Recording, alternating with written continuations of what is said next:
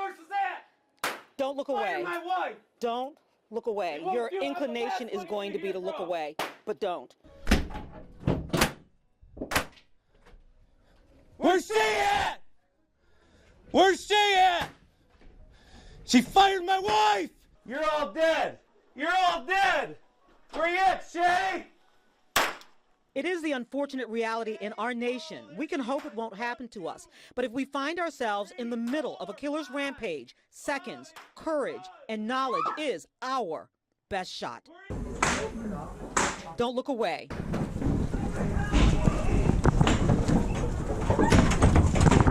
Active shooter! Active shooter! Don't look away.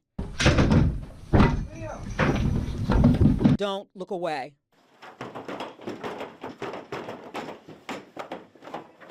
Let me in! Let me in! By engaging and learning, you create your best shot against someone trying to shoot you in an active shooting situation. Allied Defense is fighting that fight. Training by working police officers. Numerous times a week, they go across the nation at the courageous invitation of those organizations and schools to teach workers and students how to fight back. This is Chemico in Southfield. Denial is our worst enemy and will increase our anxiety. Preparation actually reduces our anxiety. That's why we put you through these scenarios today, to prepare, to give you a plan so that not only when you're at work, but if you're at church or wherever it may be, you're going to have a plan in place and think about where are my exits and what could I do, what could I use. You're going to have those in the back of your mind. All right, so the stress response. 60 beats per minute is your normal heart rate sitting here watching this. At 90 beats per minute, your fine motor skills start to deteriorate. What does that mean? Well, if you were to write your name with a pen before we started that scenario, it probably looked nice and neat, right? Nice penmanship. But after that scenario, it may have bumped up a little bit and it probably doesn't look quite as nice. They thought they'd done everything they could to protect their corporate office employees. We've used safety measures such as keyless entries and codes to enter the doors and stoppers so that, you know, we can block people from coming in, but we definitely could use more tips to keep our employees safe. Until today. You're all dead! You're all dead! There are numerous active shooter training models being taught, but this newer philosophy does not subscribe to run, hide, fight. They teach run and fight. When you're hiding, it is not a proactive response. It is a hiding behind a door and hoping your barricade doesn't fail. For instance, if you've got a mad person with a gun, you could be Usain Bolt, and you can't outrun that bullet. So you don't want to get shot in the back. It seems like you would want to hunker down. And that's not a bad option. You can hunker down behind a barricaded door, but you don't want to, you have to have a barricade in between you and the suspect. And then you need a plan B. And then you need a plan B, and you have to be thinking proactively behind that closed door. So what are you doing? Are you reinforcing that door so they can't get through it?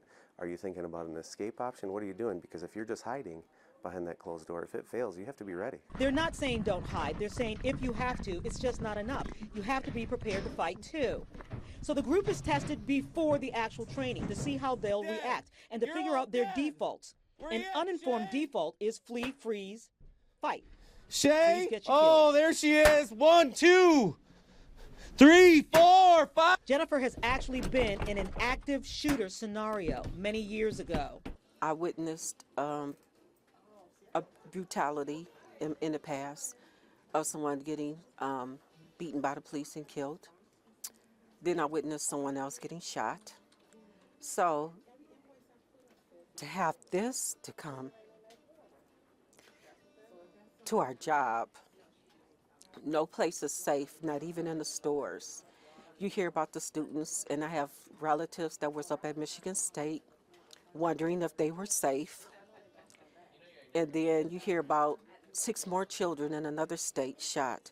So then coming into the work atmosphere, you wonder, are you safe? Oni just realized her cubicle is a fishbowl. The only option that I really have is the fact that I have a cell phone and a desk that's here, but as far as getting that door, if the person was to come into that front door right there, it's really not too much that I can do quickly outside of go under the desk, make a phone call to alert someone, because these aren't easy windows where you can just, hey, let me break a window. It's not that simple. Where's she at? She fired my wife! Lieutenant John Schwartz and Sergeant Scott Thiede fire off blanks, yell, and scream. They create real-life chaos. One brave employee stops the scenario by grabbing the gunman. But people ostensibly would have been shot because they hid in plain sight and froze. It's natural. But then they learn the last resort, incapacitate. Once you barricade, you're not done. You develop a plan. You don't want to go after the gunman if you don't have to. But if that gunman gets in, you have to have the mindset to disrupt what they're doing. And that means everyday items can be weapons. The incapacitate. Okay, last resort, we had that in the first scenario. Okay, the goal here is we want you to rely on your barricade, but if that does not work, you have to already have the mindset that you're going to do more. Okay, movement, distractions, noise, if you need to, create distance. So here, we don't want to go after them if we don't have to. If you're safe in a room and you hear them outside the door, you know, we don't need anybody to be a hero in that case of leaving your barricaded area to go after them. But what we want to know is the incapacitate. That's to prevent the functioning in a normal way. Okay, anything you can do to disrupt what they're doing can help. Some of those things. You guys have fire extinguishers in the building? Yes. Okay. Computers, I knew somebody would say that. coffee pots, chairs, whatever you have. Those fire extinguishers are a great weapon. I mean, you can One, spray two them in the levels. face first and blind them. It's powder, right? And then you can crack them over the head with it if you got it. But Coffee pots, fire extinguishers. Fire extinguishers, they can blind and debilitate an assailant. A coffee pot thrown can distract. Coffee's in it? Great. Throw it at them. A stapler. But it's the winning mindset. Commit. Don't quit. Know your escape route before you walk into a space. Notice your potential weapons before you sit down. Where's she at? By the time this group is given their live scenarios and real-life situations caught on tape, This Parkland, Florida, the school shooting there. Again, don't sit under the desks. This is a picture that one student took of another in that situation. And speaking about the alarms, one of the side notes here, Parkland was a 3-story high school. The shooter started out on the 2nd floor. The alarms went off. Kids from the 3rd floor went all the way down and out, and unfortunately there were a lot of failures there, but one of the security officers was like, no, we're in code, I think they had code black, which again, we don't want codes. But he's like, we're in code black, go back in the building. Yeah. So keep that in mind. Okay, this is what I was talking about. This exterior door right here. It's an outward opening door. It's got that actuator. A simple belt. Okay, we noticed in particular offices that we're utilizing today don't have actuators, but many in this building do. So you can put a belt up around it, pull it tight. That will limit how much that door can be opened. This was training of law enforcement officers at a conference a few years ago. They have something up around the actuator, put a table up because of the window to help block that. The one issue here is standing right in front of the door. Okay? That's one thing you got to be aware of, because if there is somebody on the outside with a gun and they try to force their way, okay, they may put rounds through the door. Okay? So we've seen some, things where people may lay down on the floor, so at least you're not where they would suspect you to be, those kinds of things. This is something that we developed very simple. There's other types on the market, but a simple 2x4. We brought some for you guys to utilize coming up here. Wedge that up under the door. They work real well with carpet, and it will keep that door from being able to be opened. This was one drill that we did in a school. The teacher took a chair, okay, put that down in behind the door handle, and that door could not be opened. Something as simple as a chair. Extension cords, if you can get those under the door, pull those back tight. Also, you can wrap those around the handle and pull to keep that door closed. And, of course, that hands-on, realistic, stressful training. Those scenarios change. Let me in. She fired my wife. I'm the last one she's going to hear from.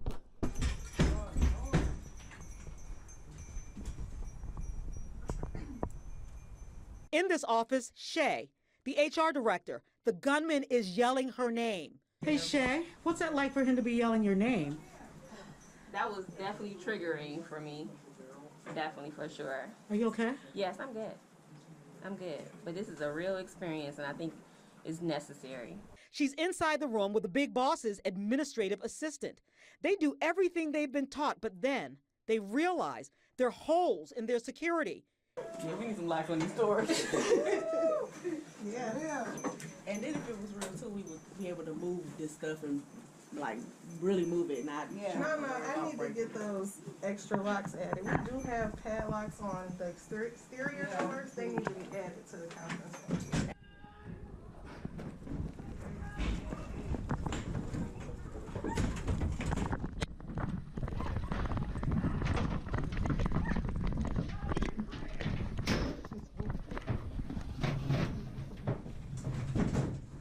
In another conference room, 2 employees barricade and then look for weapons. It's intense. Even though they know it's a scenario, they're shaking.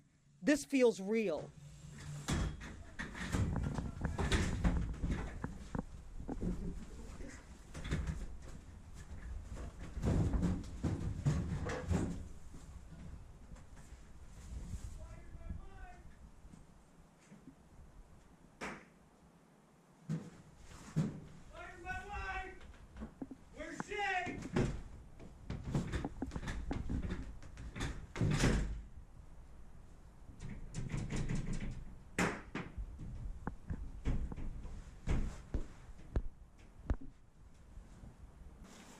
I was so scared, to be honest. We need to be careful and be prepared for that one. But they've learned. Was it terrifying? It was.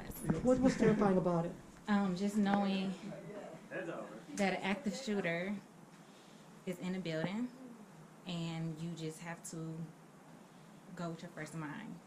But don't be still. You have to do something. I enjoyed the fact that it was hands-on, and what we assume that we're going to do when you're placed in that situation is totally the opposite, because we can plan and prepare and say, okay, we're going to do this if this happens. But when you get in that moment, your adrenaline going, and it's like, okay, fight or flight. Going into the conference room, using different items for shelter and things to hold the door closed, that I wouldn't have realized to even use, the desk. Obviously, everybody uses the desk, but cords, chairs, a milk crate if we had one, just a regular door opener that, we use just to keep the door open, that you can use to idolize to try to keep that door closed. And then us working as a team was very vital. It has been triggering for Jennifer. I'm fine. It just brought that memory back.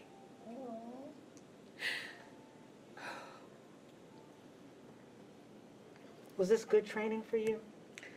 It Are you was traumatized? Did we a little. traumatize you? Oh, I'm sorry. I think the training was very, You okay? Education. You okay? I'm fine. It's to use a laptop. I've just had to learn to push through the fear and to stay calm. But she's glad she learned this way, because this wasn't what happened when lightning struck 10 years ago. So I stay prepared. I stay prepared. Did this help you even more? It did, and it brought back memories. And it also helped me to realize 5-10 years ago is totally different than today. And unfortunately, it's not just in schools, it's not just the post office that we used to hear about all the time. It's everywhere. It's everywhere. It's in the grocery store. It's at the malls. It's, I was sharing with someone a few years ago, my family with the church was at the Night of Museums. 2 rival gangs shooting at each other. We're coming out the museum. What were we gonna do? We had 60, 80 children and 15 chaperones and they were fireworks, and I'm like, no, that's gunfire. Everybody run away. And so we had to look for those children. So in that instant, you're not only thinking about your life, you're thinking about the people that's around you. With the Allied Defense Method, you A, announce, get the word out, there's danger. L, you lock down, get to a safe place or get the hell out, or be prepared to fight. The other L, give live updates if possible with cell phones, calling 911. And then I means incapacitate. Fire extinguishers, laptops, staplers, whatever you have at your fingertips can become a distraction or a weapon. And E means escape. And then there's D, take decisive action. It was really intense, however, very much needed. We've seen so many things in the office that we need to do, scenarios that we didn't think about. So I find it very helpful. Allied Defense trains schools and businesses and organizations all over the nation, and they'll actually tailor it to whatever you want. Believe it or not, some companies actually opt out of the gunfire, the sound effects, and the yelling because they say it's so chaotic, and they will do that. But they also don't advise it because an active shooter situation is chaotic. And they want you to learn under duress and with that stress so that you can develop that muscle memory. They call it inoculating you against what we hope you'll never have to use. Paula Tutman, Local 4.